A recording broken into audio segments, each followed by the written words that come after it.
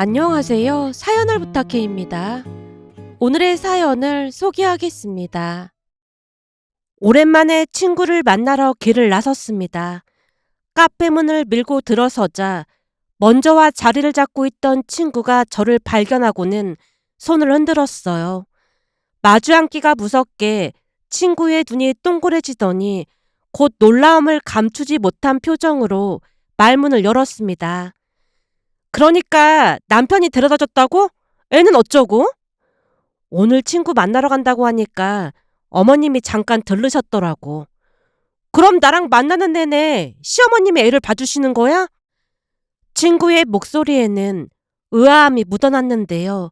제가 가볍게 고개를 저었어요. 그런 건 아니고 어머님도 오늘 약속 있으신데 잠깐 들르셨어. 그냥 너 혼자 오면 되는 거 아니야? 말꼬리를 끌어올리는 친구의 표정이 도무지 납득이 안 간다는 얼굴이었습니다. 제가 빙긋 웃으며 입을 뗐어요. 알다시피 우리 남편이 조금 극성이잖아. 전철 갈아타고 가야 한다고 데려다 준다고 하더라고. 그래서 그 시간 동안만 어머님께 아들 봐달라고 했다나 봐. 이야기를 듣고 있던 친구가 두 손을 모으며 탄성을 내질렀습니다.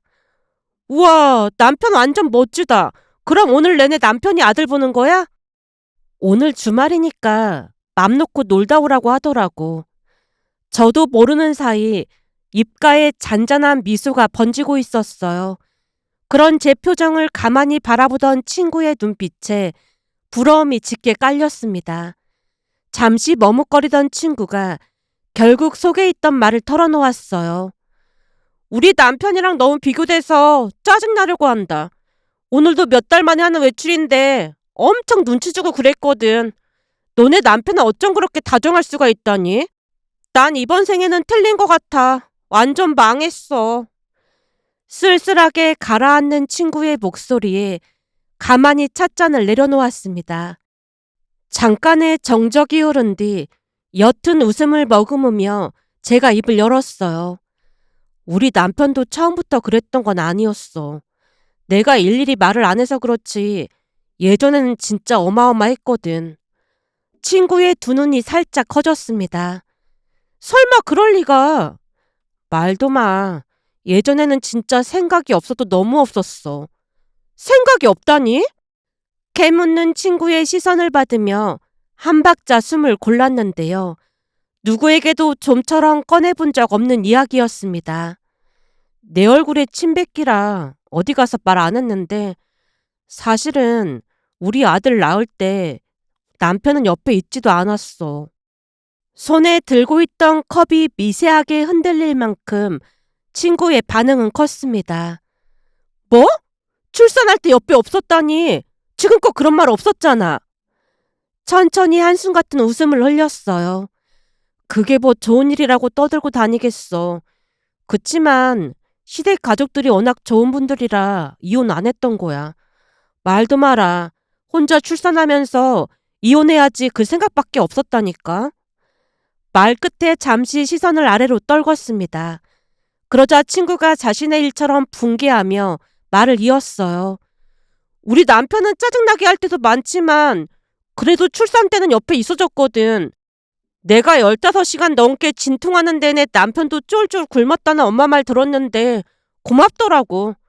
암튼 그때 그 기억 덕분에 웬만한 건 이해하려고 노력 중이야.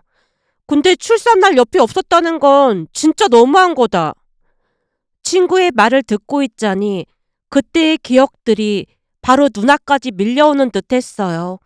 제가 가만히 고개를 끄덕였습니다. 내 말이 그 말이야. 말 나온 김에 자세히 말해줄까? 이제는 새 사람이 되어서 창피할 것도 없네. 그래? 대체 어떤 일이 있었던 거야? 호기심으로 반짝이는 친구의 눈동자를 마주하면서 마음속 깊이 접어두었던 그 시절의 기억을 다시 꺼내 보였습니다. 친구들 중에서 우리 커플이 가장 먼저 결혼식을 올렸어요. 20대 후반이란 나이는 누군가에게는 결혼하기에 적당한 시기로 비칠 수도 있지만 문득문득 너무 일찍 인생의 한 챕터를 넘긴 것은 아닐까 하는 생각이 스치곤 했는데요.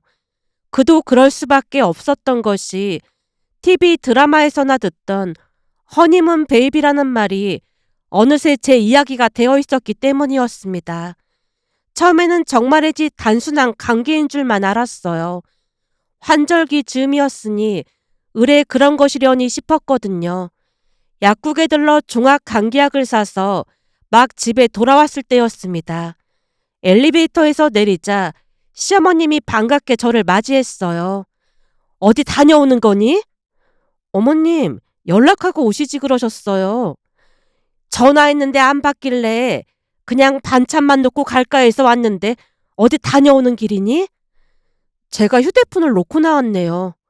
그게 감기 몸살 기운이 있어서 약 사러 다녀왔어요. 감기?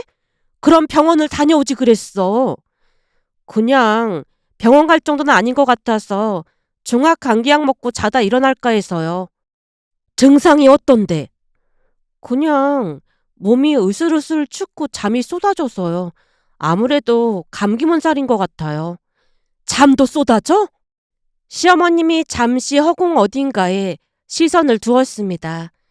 무언가를 가늠하는 듯한 눈빛이었는데요. 이내 확신에 찬 목소리로 힘주어 말했습니다. 혹시 임신 테스트기 해봤니? 네? 임신 테스트기요?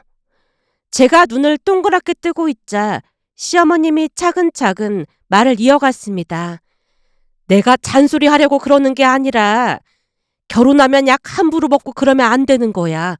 잠깐만 기다리고 있어봐라. 내가 약국 가서 임신 테스트기 사올게. 어머님, 임신은 아닌 것 같아요. 그래도 혹시 몰라서 하는 소리야.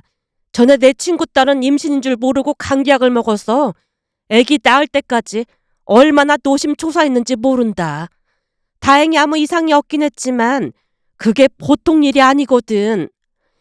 다시 말려볼 틈도 없이 시어머님이 후다닥 엘리베이터에 올라탔습니다. 거실에 홀로 남은 저는 멍한 기분으로 소파에 앉아 있었어요. 그렇게 15분쯤이 흘렀을까요? 다시 초인종이 울렸습니다. 문을 열어드리고 곧장 화장실로 들어가 테스트기를 사용해 봤는데요. 선명한 두 줄이 또렷하게 떠올랐습니다. 손바닥 위에 올려놓은 작은 막대를 한참이나 들여다보면서도 도무지 실감이 나질 않았어요. 떨리는 목소리로 시어머님께 여쭤봤습니다. 어머님, 두 줄이면 임신인 거예요? 두 줄이야? 진짜 두 줄이야? 네, 두 줄이에요. 시어머님의 얼굴이 단숨에 환해졌습니다. 세상에나 경사났네 경사났어. 역시 우리 수빈이가 복덩이가 많네. 처음부터 딱 알아봤다니까. 붉게 상기된 시어머님의 얼굴과는 달리 저는 여전히 어딘가 멍한 기분이었습니다. 간신히 입을 열어 한마디를 내뱉었을 뿐이었어요.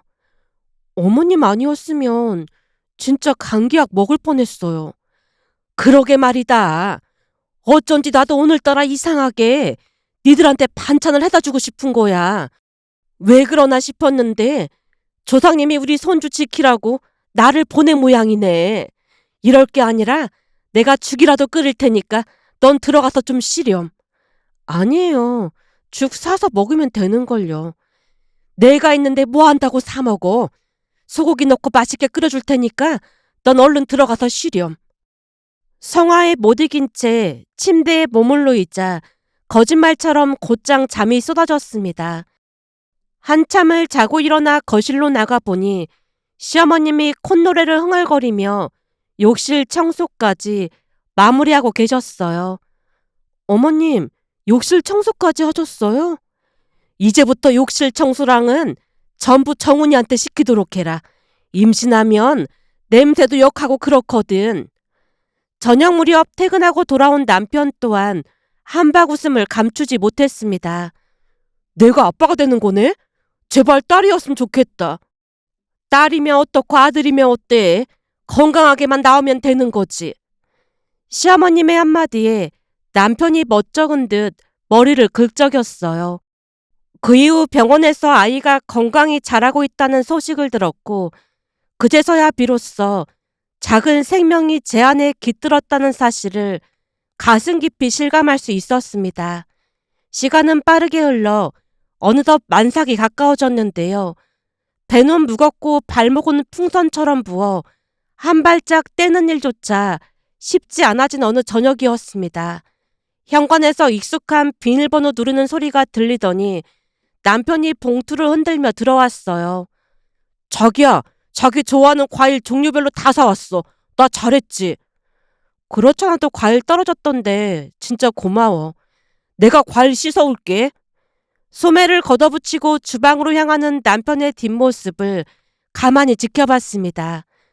그날따라 평소답지 않게 자상한 행동들이 왠지 마음에 걸렸어요.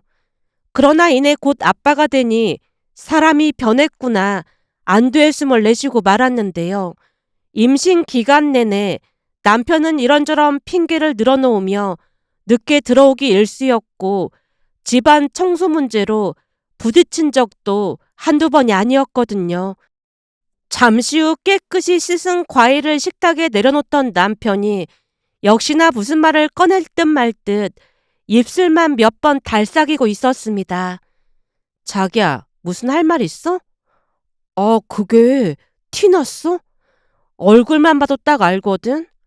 사실은 나 부탁이 있는데 말이야. 말꼬리를 길게 늘어뜨리는 모습이 역시나 수상했어요. 무슨 부탁인데 그래? 남편이 우물쭈물 한참을 망설이더니 어렵사리 입을 뗐습니다. 그게 나 친구들이랑 매년 여행 가는 거 자기도 알고 있잖아? 고등학교 절친들 말하는 거잖아. 맞아. 원래는 2박 3일로 여행 가는데 자기가 임신 막달이기도 하고 그래서 내가 친구들한테 1박 2일로 가자고 했어. 멀리도 아니고 경기도 외곽으로 갈 거야. 괜찮겠지? 이해해 줄 거지? 순간 과일을 입에 넣으려던 손이 허공에서 멈춰버렸습니다. 지금 막달인데 여행을 간다고? 제 목소리가 한껏 높아졌다는 사실을 저 스스로도 또렷이 느낄 수 있었어요. 남편이 황급히 변명을 늘어놓듯 말을 이어갔습니다. 물론 나도 이번에는 못 간다고 말은 꺼내봤는데 저번에도 말했듯이 서진이가 여자친구랑 헤어졌잖아. 서진이 전 여친이 헤어지자마자 5개월 만에 다른 남자랑 결혼을 했더래. 뭐? 헤어지고 5개월 만에 결혼을 했다고? 우리 모두 깜짝 놀랐잖아. 아니, 둘이 죽고 못 산다고 한 지 얼마 되지도 않았는데 헤어지자마자 다른 남자를 만난 거잖아. 서진이 충격이 이만저만이 아닌가 보더라고. 내내 술만 마시고 그러다 보니 회사에서 승진도 떨어졌대. 둘이 안 맞아서 헤어진 거잖아. 안 맞아서 헤어진 거라기보다는 서진이는 아직 미련이 있었지. 돈 문제 때문에 다툰 거라 돈 좀 모아서 다시 찾아갈 생각이었다나 봐.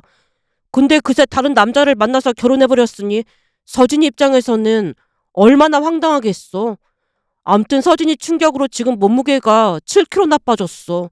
그래서 이번 모임은 서진이 위로해주기 위한 모임이야. 그러니까 자기가 이해 좀 해줘. 남편이 두 손을 가지런히 모은 채 사뭇 간절한 표정으로 애원했어요. 그 와중에 남편의 눈동자는 어디로 향해야 할지 갈피를 잡지 못하는 듯 자꾸만 흔들리고 있었습니다. 남편에게는 고등학교 시절부터 이어져 내려오는 친구들 모임이 하나 있었습니다. 해마다 다 같이 어딘가로 떠나고 하던 제법 오래된 약속 같은 것이었어요. 그 모임이 조금 특별했던 까닭은 단순히 남자들끼리만의 여행이 아니라 커플끼리도 함께 어울리는 자리였다는 점이었습니다. 저 또한 결혼 전부터 몇 차례 따라가 본 적이 있었기에 익숙한 얼굴들이 모이는 자리이기도 했어요. 물론 그때 당시 임신 막달이란 사실이 마음에 걸리기는 했지만 딱한 사연을 듣고 나니 차마 매정하게 거절할 수가 없었습니다. 길게 한숨을 내쉬며 마음을 다잡았어요. 무슨 일이 생기면 곧장 올라오겠다는 조건을 분명히 못 박은 다음에야 결국 허락이라는 두 글자를 입 밖으로 꺼냈습니다. 혹시 모르니까 전화는 꼭 잘 받아야 해. 알았지? 당연하지. 휴대폰 꼭 붙들고 있을 테니까 걱정하지 마. 혹시 급한 일 생기면 바로 튀어올게. 급하게 운전해서 와야 할 수도 있으니까 대리운전도 미리 알아봐 놓고. 그날은 술도 안 마실 거야. 약속할게. 남편이 손가락까지 걸어가며 몇 번이고 다짐에 다짐을 더했습니다. 결국 남편은 그토록 원하던 여행길에 오르게 되었습니다. 자기야, 이해해줘서 정말 고마워.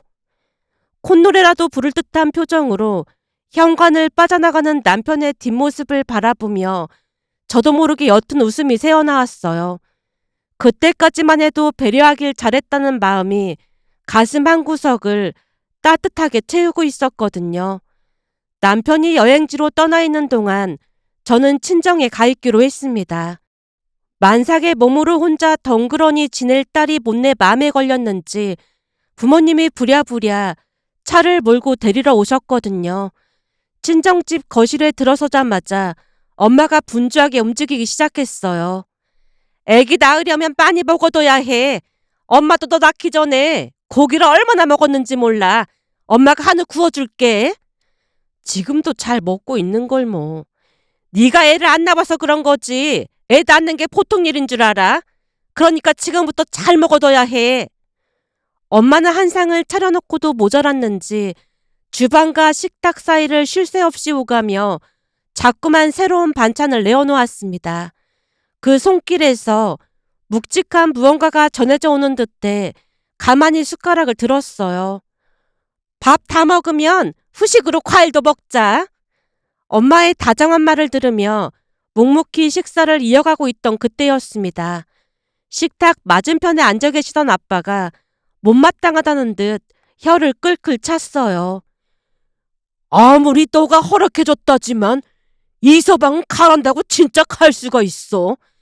아무튼 요즘 젊은 사람들은 생각이 없어도 너무 없다니까. 친구한테 일이 생겨서 위로차 간 거라니까. 그래도 아내가 만삭인데 여행이 웬 말이야. 아무튼 생각이 없어도 너무 없어. 난 너 낳을 때 하루하루 비상대기 쪼였어. 혹시 무슨 일 생기면 어쩌려고. 아무튼 마음에 안 든다니까.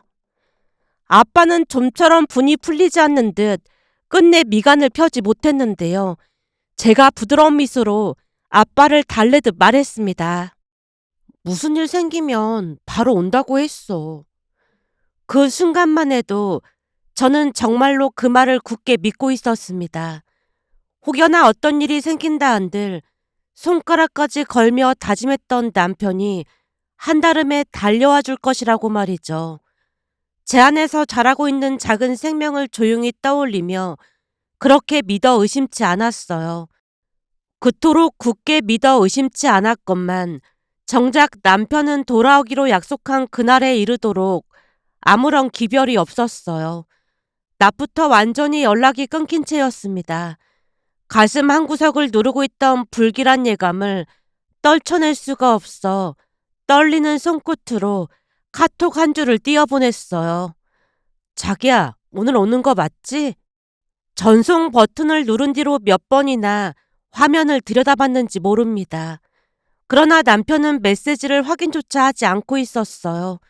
보낸 시각 옆에 자그맣게 붙은 숫자 1이 좀처럼 사라질 줄을 몰랐으니까요. 그 작은 숫자 하나가 어찌나 무겁게 느껴지던지 그 순간 무언가 단단히 어긋나 버렸음을 직감적으로 확신할 수 있었습니다. 그런데 곧이어 아랫배가 묵직하게 당겨오기 시작했어요. 처음에는 그저 별일 아니라 여겼지만 이내 그 통증이 파도처럼 한 차례 밀려왔다가 잠시 잠잠해졌다가 또다시 밀려오기를 반복하는 게 아니겠어요.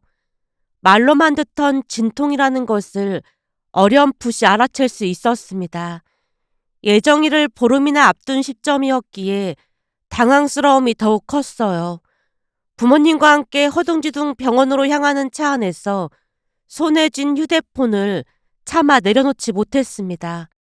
액정이 까맣게 꺼졌다가 다시 환하게 밝아지기를 몇 번이나 거듭하는 동안 남편의 이름은 그저 통화 목록 위에 무심하게 쌓여만 가고 있었습니다. 이서방한테 바로 병원으로 오라고 얘기해. 운전대를 움켜쥔 아빠 옆에서 엄마가 다급한 목소리로 외쳤어요. 그게 아까부터 전화를 안 받아. 카톡도 안 보고. 울먹이는 목소리로 겨우 대답을 짜냈습니다. 뭐? 이서방이 전화를 안 받아? 그게 말이야, 방구야. 엄마의 목소리는 한층 높아져 있었어요.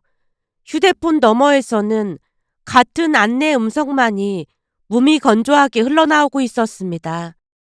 전화를 받지 않아 음성 사서함으로 뚜뚜 하는 신호음이 착장 밖으로 빠르게 흘러가는 가로등 불빛처럼 자꾸만 멀어졌다가 사라지기를 되풀이했어요. 늦은 밤 병원 입구에 도착했습니다. 친정 부모님의 부축을 받으며 입원 수속을 밟는 동안에도 응당 곁에 있어야 할 남편의 자리는 텅 비어 있었어요. 혹시 남편분은요? 간호사 선생님이 차트를 들여다보다가 고개를 들어 물었습니다.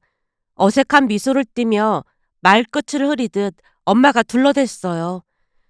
급한 일이 생겨서. 수속이 모두 끝나고 병실 의자에 몸을 깊이 묻은 뒤에도 저는 휴대폰에서 손을 뗄 수가 없었습니다. 여보세요 한마디만 들려와도 모든 일이 거짓말처럼 괜찮아질 것 같았거든요. 다시 걸고 또 걸고 한 번 더 걸어봐도 돌아오는 것이라고는 한결같이 차가운 기계음 뿐이었어요. 연결이 되지 않아 음성 사사함으로 연결됩니다. 결국 진통을 견뎌내는 와중에도 가슴 깊은 곳에서 분노가 들끓었습니다. 제발 좀 받으라고. 속에서는 비명 같은 외침이 들끓고 있었지만 정작 입 밖으로는 단 한 음절도 토해내지 못했어요. 발끝까지 긴장이 스며들 만큼 안절부절 못하며 보낸 그 시간을 아마도 저는 평생토록 잊지 못할 것 같습니다. 초산이라 그런지 아이는 좀처럼 내려와 줄 기미를 보이지 않았어요. 진통과 진통 사이에 짧은 숨돌림마저 마치 누군가가 시계를 거꾸로 돌려놓은 듯 한없이 길게만 느껴졌습니다. 그 사이 남편에게서는 단 한 통의 기별도 닿지 않았어요. 아빠가 끊임없이 전화를 걸었건만 끝내 수화기 너머에서는 어떤 응답도 들려오지 않았다고 했으니까요. 보다 못한 아빠는 결국 수십 통의 문자를 연달아 보냈습니다. 진통은 동이 틀 때까지 좀처럼 멈춰설 줄 몰랐습니다. 힘주기와 호흡, 그리고 끊임없이 밀려드는 통증의 물결, 그 모든 것을 홀로 감당해내는 동안 마땅히 옆자리를 지켜줘야 할 사람의 부재가 어떤 산통보다 더 시리게 가슴을 후벼 팠다고 해야 할까요? 아침 8시가 지나서야 마침내 아들이 세상 밖으로 나왔고 첫 울음을 터뜨렸습니다. 우리 딸 수고했다, 수고했어. 엄마의 눈가에는 눈물이 맺혀 별빛처럼 반짝이고 있었어요. 저는 거친 숨을 토해내며 곁에 있는 자그마한 생명을 가만히 바라봤습니다. 갓 태어난 아이의 부드러운 숨결과 제 가쁜 호흡이 한 박자에 맞춰지는 듯한 그 순간 어딘가가 와르르 무너져 내리는 동시에 또 어딘가가 새로이 채워지는 기분이 들었어요. 회복실로 옮겨져 가까스로 몸을 추스리고 있을 때였습니다. 이서방 전화 왔다는구나. 베개에 묶고 있던 머리를 저도 모르게 번쩍 들어 올렸습니다. 언제? 출산하고 얼마 후에 전화가 왔다나 봐. 아빠가 엄청 화내고 난리도 아니었어. 엄마의 음성에는 노여움이 짙게 묻어 있었어요. 그래서 뭐래? 당장 병원으로 튀어오라고 했다니까. 지금 오는 중이겠지. 제정신이 아니라니까. 이마에 푸른 핏줄이 붉어질 만큼 가슴 한복판에서 분노가 치밀어 올랐습니다. 아이를 낳는 동안에는 그 모든 감정이 통증의 그늘에 가려져 있었는데요. 정작 출산이 끝나고 나니 그제서야 켜켜이 쌓여있던 서운함과 노여움이 한꺼번에 둑을 무너뜨리고 쏟아져 내렸습니다. 점심시간이 한참 지나서야 남편은 마침내 병원의 모습을 드러냈습니다. 복도를 내달리는 다급한 발소리가 병실 문 앞에 이르러서야 비로소 멈춰섰어요. 곧이어 문이 거칠게 열리며 숨을 헐떡이고 있는 그가 시야에 들어왔습니다. 저기요! 어깨가 들썩일 정도로 가쁜 숨을 몰아쉬며 남편은 황망한 얼굴로 저를 찾았어요. 머리카락은 손도 대지 못한 듯 헝클어져 있었고 안색은 핏기라곤 한 점도 남아있지 않은 채 새파랗게 질려 있었습니다. 저를 비롯한 친정 부모님까지 병실 안의 모든 시선이 일제히 그에게로 꽂혔어요. 그러나 누구 하나 먼저 입을 여는 이가 없었습니다. 무겁고 서늘한 침묵이 마치 날선 서슬처럼 남편의 어깨 위로 천천히 드리워지고 있었어요. 엄마는 팔짱을 낀 채 두 눈에 쌍심지를 켜셨고 아빠는 등을 돌린 채 분을 삭히고 계셨습니다. 저 또한 평생 그 누구를 향해서도 던져본 적 없는 차디찬 눈빛으로 남편을 쏘아보고 있었어요. 남편은 말을 잇지 못했습니다. 무언가 변명을 꺼내보려는 듯 입술을 달싹이다가도 우리 가족 얼굴에 새겨진 표정 앞에서 그저 어물거리기만 할 뿐이었어요. 남편이 두 손을 어색하게 비비적거린 채 잔뜩 겁먹은 기색으로 굳어 있었습니다. 장인어른, 장모님, 정말 죄송합니다. 죽을 죄를 지었습니다. 마주잡은 손바닥이 마른 종이가 부딪히는 듯 사그락사그락 소리를 냈어요. 부모님은 끝끝내 그 사과를 받아주지 않았습니다. 그저 묵묵히 각자의 자리를 지키며 무겁게 가라앉은 공기를 더욱 짙게 만들 따름이었어요. 남편이 한 발 한 발 조심스레 제 곁으로 다가왔습니다. 자기야, 진짜 미안해. 서진이가 울고불고 해서 장단 맞추느라 나부터 술을 많이 마셔서 나도 모르게 잠이 든 거 있지. 진짜 미안해. 자기야, 몸은 괜찮은 거지? 그를 가만히 응시했습니다. 연락 잘하기로 약속했잖아. 음성이 한껏 차분하게 가라앉아 있었습니다. 분노를 터뜨리는 것보다 한층 더 서늘한 침묵의 기류가 그 짤막한 한마디 안에 깊이 깔려 있었어요. 근데 뭐 하느라 전화도 안 받아? 설마 진짜 잠을 자느라 전화를 못 받았다고? 아빠의 추궁에 남편은 두 손을 가지런히 모은 채로 우물쭈물 거리기만 했습니다. 시선은 허공 어딘가에 닿아 있었고 곧 남편이 어렵게 입을 뗐어요. 그게 하필 친구가 집에서 담근 술을 가지고 왔는데 그 술을 연거푸 마신 뒤로 잠이 들어서 필름이 끊긴 것 같습니다. 그 대답을 듣자마자 아빠가 끝내 목청을 높였습니다. 평소에는 좀처럼 언성을 높이는 법이 없던 분인데 그날만큼은 사뭇 달랐어요.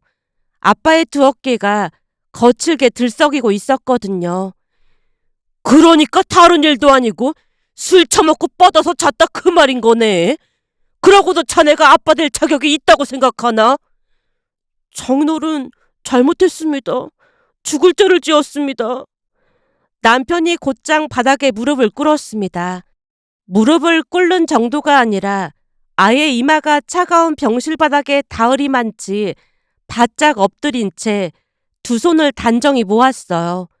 두 눈가에는 눈물이 그렁그렁 차올라 있었고 음성은 죄책감에 푹 잠겨 한껏 갈라져 나오고 있었습니다.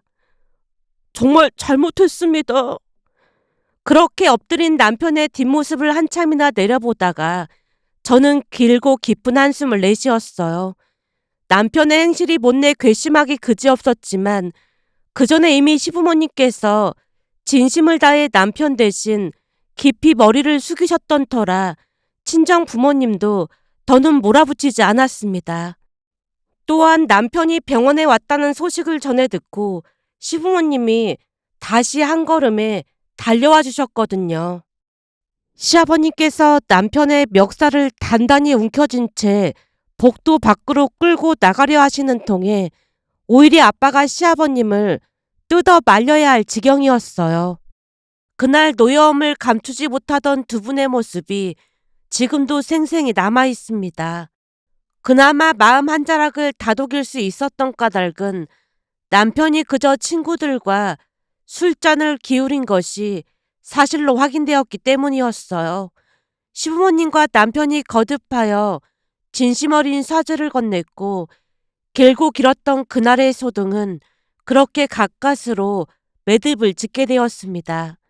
그렇게 시간이 흘러 어느 날은 남편 친구들 모임에 함께 자리하게 되었어요. 남편 친구 아내가 곧 만삭을 앞두고 있던지라 자연스레 이야기가 출산 쪽으로 흘러갔습니다. 가만히 듣고 있던 친구 한 명이 무언가 떠올랐다는 듯 미안함이 짙게 어린 표정으로 제게 말을 건넸어요. 재수씨, 그때는 우리 중에 결혼한 사람이 없어서 철이 없었습니다. 지금 돌이켜보면 진짜 미쳐도 단단히 미쳤었던 것 같아요. 아니에요. 다 지나간 일인걸요. 진통이 어마어마하게 힘든 거라고 하던데 벌써부터 걱정이네요. 그 힘든 걸 혼자 견뎌냈으니 참 대단하세요. 바로 그 순간이었습니다. 그저 듣고만 있던 남편이 벼랑간 두 눈을 반짝이며 끼어드는 게 아니겠어요. 입꼬리가 양 귀에 닿을 듯 한껏 올라간 채로 기가 막힌 한마디를 툭 건넸어요. 우리 와이프는 완전 쉽게 나왔잖아. 친구들의 표정이 일순간 일그러졌지만 그 와중에도 남편은 자신이 어떤 실언을 했는지조차 가늠하지 못하는 모양새였어요. 여행 다녀오니까 아기가 딱 나온 거 있지. 완전 대박이었잖아. 그만 말문이 턱 막혀버렸습니다.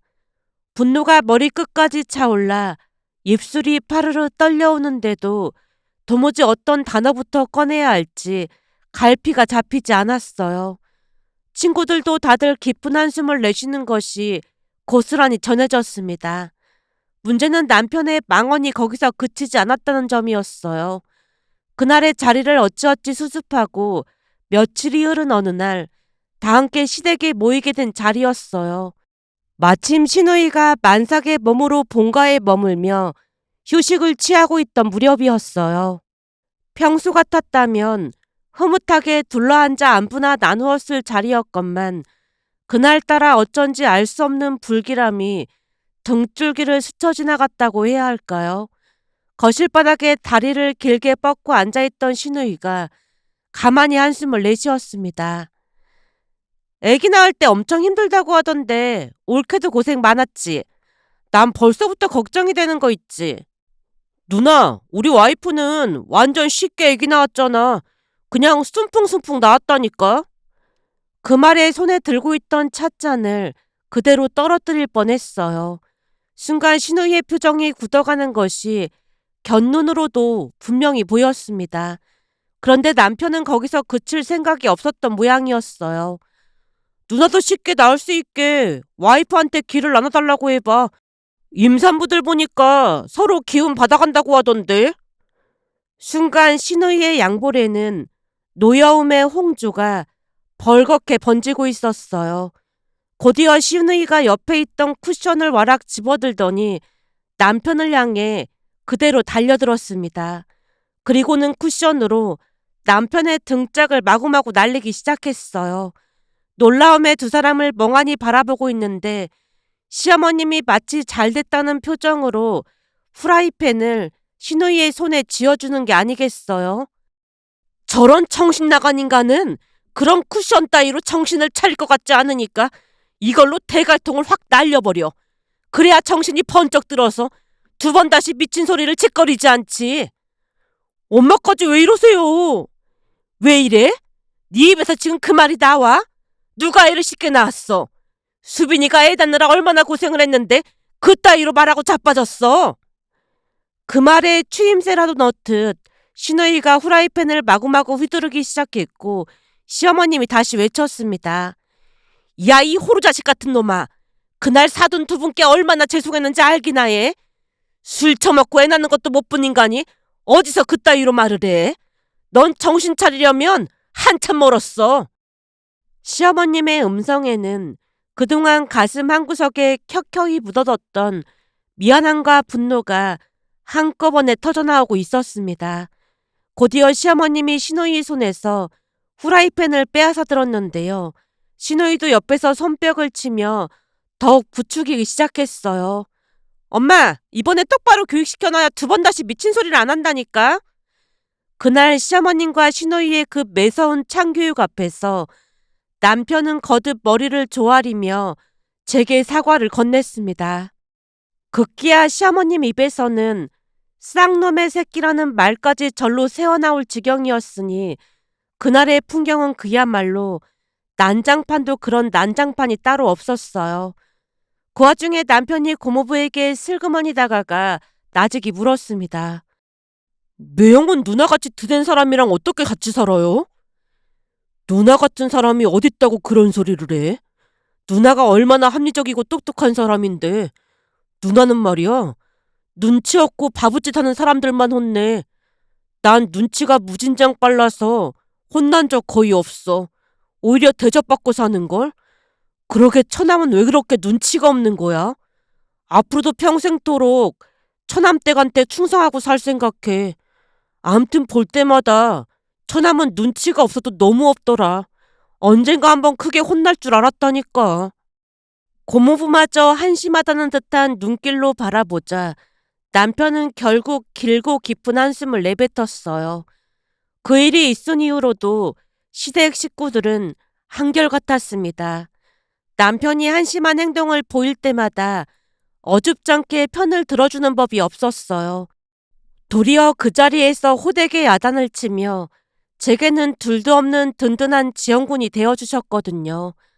그러다 보니 남편이 자잘한 실수를 해도 웬만한 일은 너그러이 참고 넘길 수 있는 마음의 여유가 생겼답니다. 무엇보다 시간이 흐르면 흐를수록 시댁 식구들의 거듭된 호된 가르침 덕분에 남편도 어느덧 조금씩 결이 다른 사람으로 변해가고 있었어요. 그날 가만히 제 이야기에 귀를 기울이던 친구가 적잖이 놀란 얼굴로 입을 뗐습니다. 세상에 그런 시댁 가족들이 진짜로 존재한단 말이야? 그러게 말이야.